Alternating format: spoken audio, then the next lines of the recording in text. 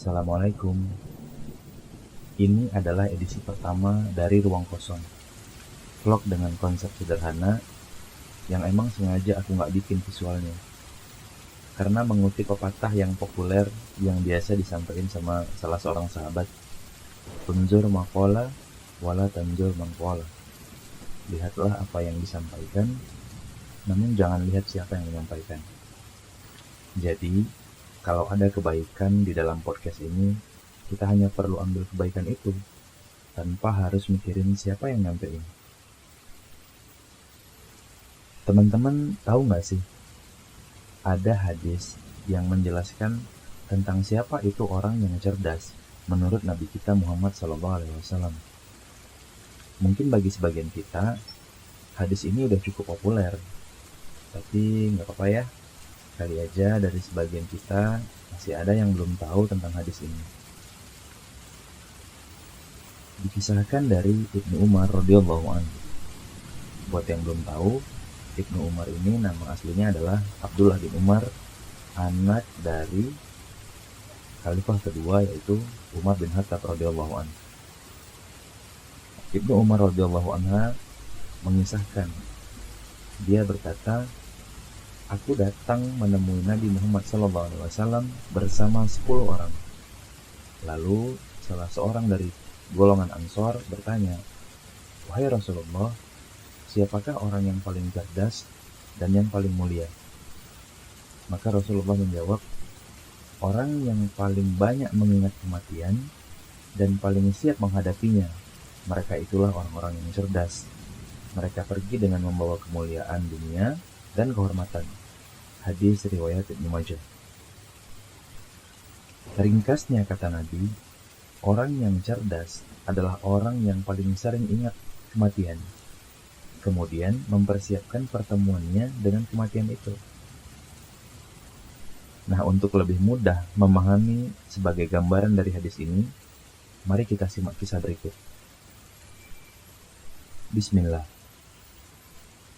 Jadi sekitar beberapa tahun yang lalu, pernah ada seorang pemuda yang ketinggalan pesawat di Bandara Singapura waktu dia mau pulang ke Indonesia. Mungkin teman-teman langsung nebak, dia ketinggalan karena ketiduran atau mungkin karena terjebak kemacetan. Enggak, sama sekali enggak. Tapi dia ketinggalan pesawat karena ceroboh. Ngerasa asik sendiri ngelihat kerennya Changi Airport.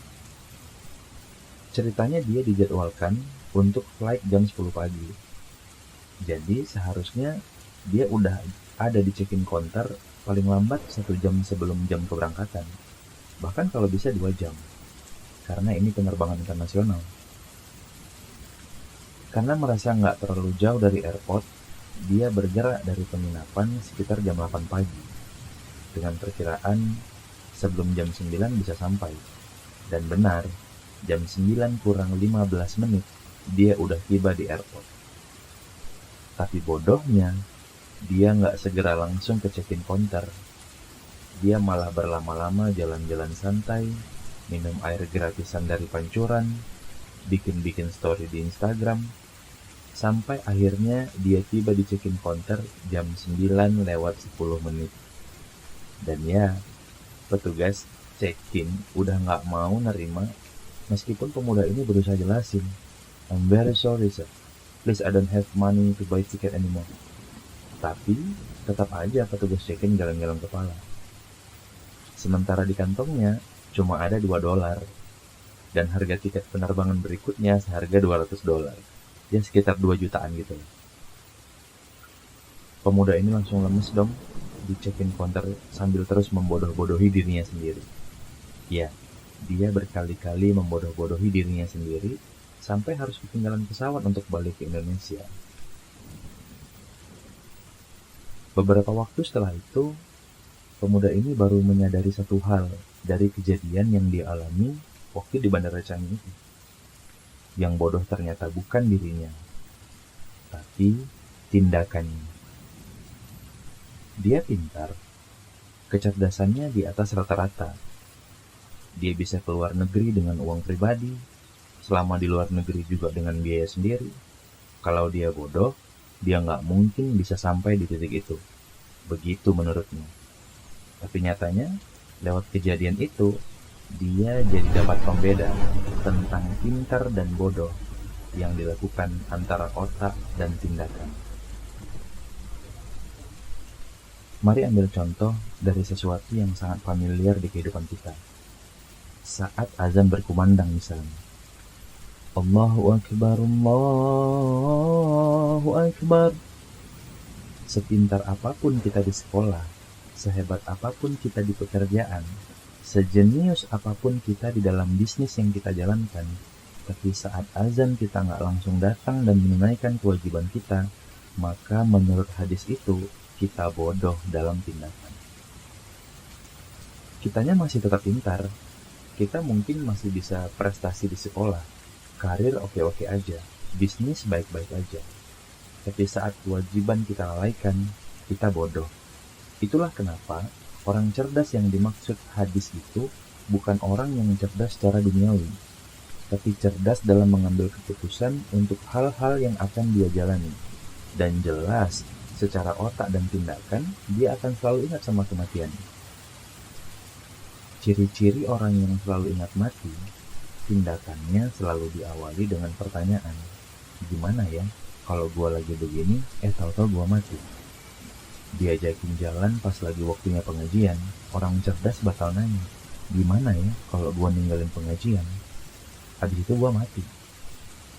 Diajakin ketemuan, dua-duaan, sayang-sayangan, bonceng-boncengan, orang cerdas bakal nanya, gimana ya kalau gua begini, tahu-tahu gua accident, lalu gua mati.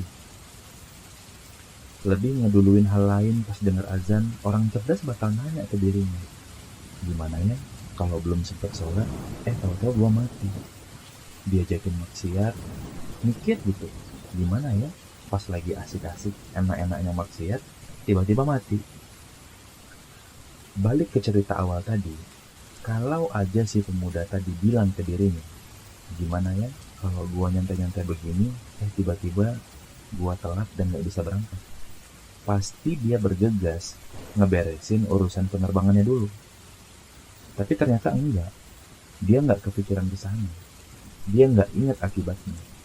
Yang dia pikir waktu itu, ini airport keren. Sayang sekali kalau dilewatin gitu aja. Dan toh, dia udah nyampe di situ, udah ngerasa safe, berada di dalam lingkungan airport. Ya kali nggak boleh ikut terbang kalau cuma telat-telat 5 menit doang. Dan nyatanya, beneran nggak terbang dong. Bodoh kan? Bodoh. Sikap dasarnya meremehkan, akibatnya memalukan. Dan ya, ini nasihat buat aku. Syukur-syukur bisa jadi nasihat buat yang ngedengerin juga.